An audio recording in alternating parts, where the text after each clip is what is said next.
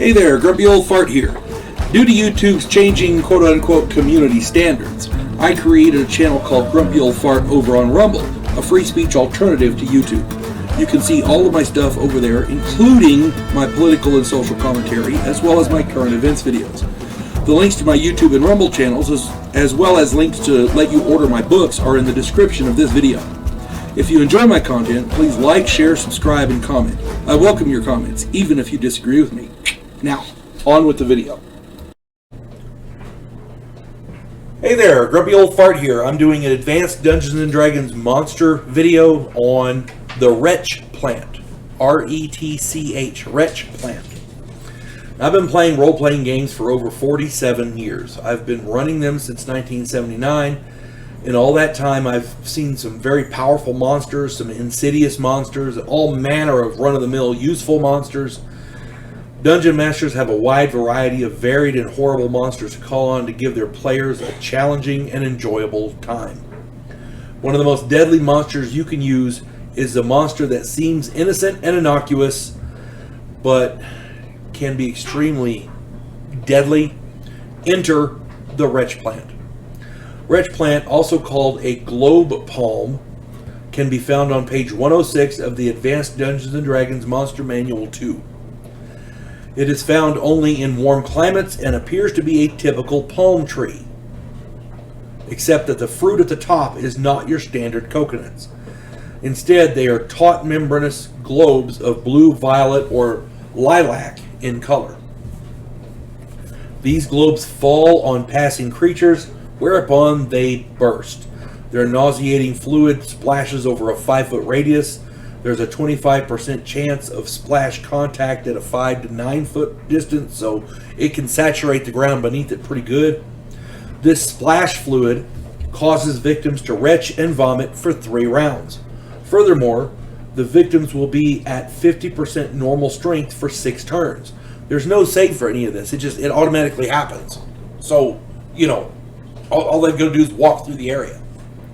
Now, if this is not bad enough, the real insidious part is that splashed creatures are twice as likely to attract carnivores in the area. That's double the frequency of checks with double the probability of encounter. This fluid attracts things that want to eat them.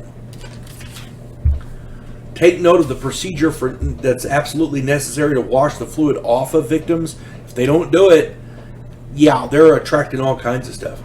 Another thing to consider is that there are from 2 to 20 of these plants in any given area. So it's pretty certain and pretty certainly feasible that an entire area will be bathed in this fluid. Take note of what triggers the globes to fall. It's all in there. So you got to read up on that. Read up on these innocuous looking plants very thoroughly before you use them in your game. Years ago, a friend of mine was playing in a game with 5 other player characters. He told me about this story. They ran into a group of these trees, and none of their characters had ever heard of them before.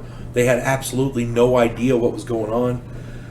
They were all doused with the fluid from the globes and had no idea how to wash it off properly. It became a nightmare for them. Over the next 2 days, packs of wolves, bears, mountain lions, and other regular predators picked them off and ate them because the fluid attracted them. My friend his character was eaten by a mountain lion. The retching and having your strength reduced for a period of time is bad enough. But imagine suddenly all the wolves in the area go, "Oh, look, dinner!" and they all come running. And the mountain lions and the bears and the tigers and blah, blah, blah, whatever other carnivores are in the area come running. And by the way, it's not just the regular stuff, because dragons eat meat too. Any kind of a carnivore, you know what I'm saying, can be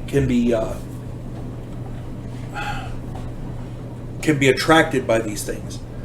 The critter that killed them wasn't the predators; it was the trees that they camped under. They ended up camping in an area, and next thing you know, the whole area is bathed in this stuff. And over the next few days, the local predators got them. because they were attracted to that stuff. These guys didn't know how to wash the fluid off. Monsters like this are